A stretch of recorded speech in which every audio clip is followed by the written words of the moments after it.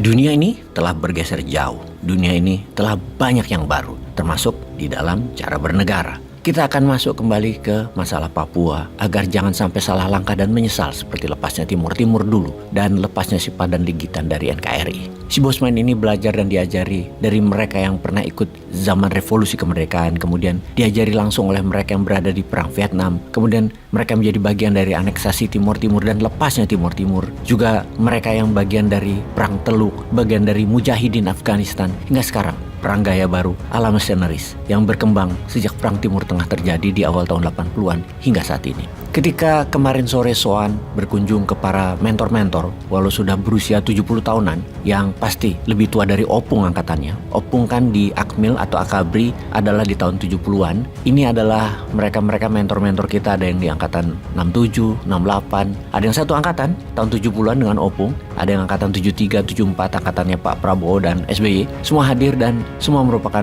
orang-orang senior sejak 30 tahun yang lalu sudah mengajari dunia shadow itu apa, dan mereka saat ini masih tajam dan sebagian bahkan masih mengajar di Lemhanas. Mereka lah yang berkesimpulan hati-hati dengan Papua. Missionaries di sana kalau sudah masuk itu bahaya. Para mentor senior tersebut, saya menyebut mereka dengan nama Las Mohican yang sangat mengenal dunia tentara bayaran tersebut, namun ada bentuk baru yang mereka pertanyakan, Wagner Group. Karena tepat 2 bulan yang lalu ketika data intelijen mengatakan ada missionaries di Papua, Bosman dengan tegas mengatakan pakai Wagner Group counternya. Menjelaskan Wagner memang rumit. Wagner Group bukan hanya PMC atau Private Military Company atau juga bukan seperti defense contractor seperti Northrop Grumman, Lockheed Martin, juga bukan seperti Triple Canopy yang merupakan private security company seperti Satpam namun punya senjata dan pelindung, bahkan mampu menyerang sebuah wilayah yang dibentuk oleh veteran tentara pasukan khusus Amerika termasuk veteran Delta Force, Rangers, dan Navy SEALs. Wagner Group berbeda. Wagner saat ini beroperasi di Ukraina sebanyak 50.000 orang, di Suriah 5.000 orang,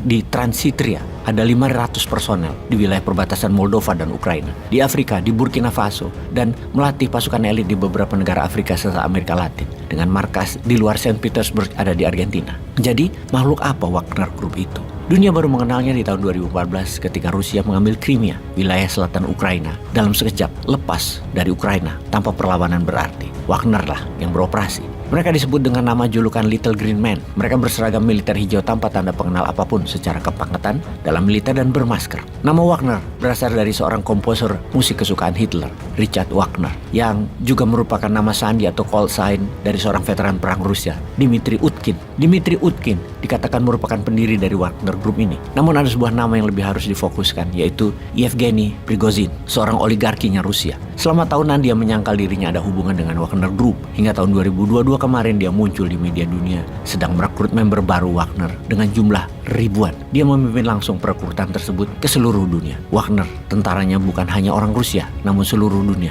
terutama mantan tentara elit sebuah negara. Wagner tidak pernah merekrut non-military person, kecuali baru-baru ini orang-orang penjara. Namun semuanya mereka yang rekrut adalah pasukan khusus, bahkan bukan dari tentara biasa, tapi semua dari pasukan khusus. Prigozhin akhirnya mengaku bahwa dia membiayai dan membangun Wagner Group di tahun 2014 beralamat di gedung mewah di Saint Petersburg sebagai perusahaan bisnis konsultan pertahanan bekerja sama atau bermitra dengan Kementerian Pertahanan Rusia. Lalu apa hubungannya Prigozhin dengan Putin? Ternyata mereka sudah berteman sejak tahun 90-an yang keduanya berasal di tempat yang sama, Saint Petersburg. Prigozhin kala itu adalah seorang penjual hotdog, kemudian memiliki beberapa restoran yang Putin merupakan salah satu pelanggan tetapnya. Ketika Putin menjadi orang tertinggi di Rusia, maka Prigozhin memiliki julukan baru, kokinya Putin, yang kemudian bukan hanya mengurusi makanan istana Putin, namun menjadi penyuplai makanan food supplier militernya Rusia. Semua ini awal dari kekayaan oligar Rusia ini yang menjangkau sampai dunia media di Rusia saat ini. Sejak tahun 2014, Wagner bukan hanya muncul di Crimea,